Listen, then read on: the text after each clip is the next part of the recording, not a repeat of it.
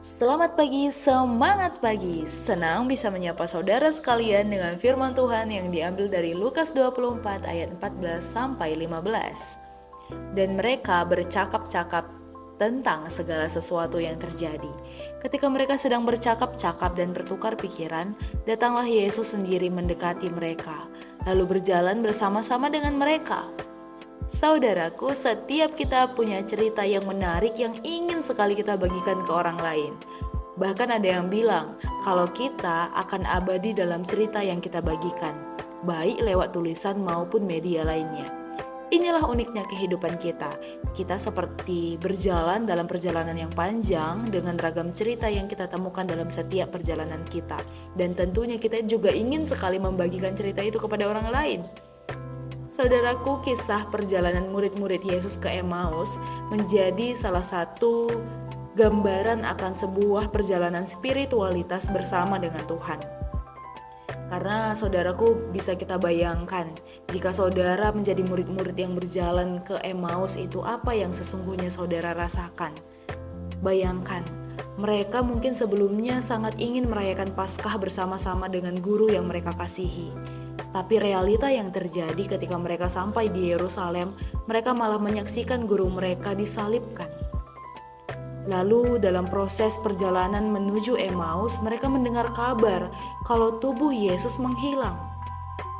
Tentu rasanya kacau balau, berduka dan putus asa, tapi juga bingung. Karena harapan mereka akan kemesiasan Yesus seolah hancur bersama dengan duri dan cambuk yang meremukkan tubuh Yesus. Sedih dan bingung, tapi juga ragu, berbaur jadi satu. Apa yang sesungguhnya terjadi? Pertanyaan itu pasti terlintas di benak mereka. Dengan perasaan kalut yang menutupi mata, membuat mereka sampai-sampai tak menyadari bahwa yang ada bersama-sama dengan mereka dalam perjalanan itu adalah Yesus.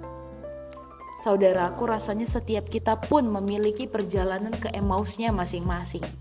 Sebuah perjalanan spiritualitas yang diliputi oleh kecemasan, pertanyaan, harapan yang mungkin juga tak tercapai, kebimbangan, kebingungan, ketidakadilan.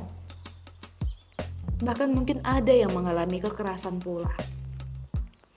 Kadangkala saudaraku, kegagalan dan ketakutan membuat kita merasa tak mampu menghadapi masa depan.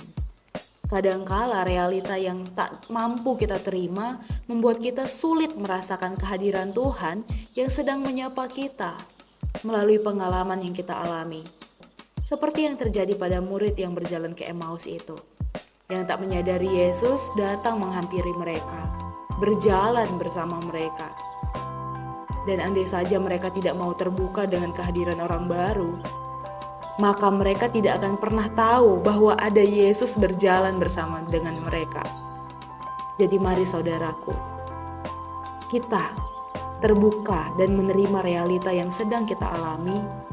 Mari kita menikmati pula setiap perjalanan hidup dengan segala realita yang Tuhan pakai untuk menunjukkan kehadirannya dalam hidup kita. Selamat menjalani hari ini. Tuhan Yesus menemani perjalanan saudara sekalian. Amin.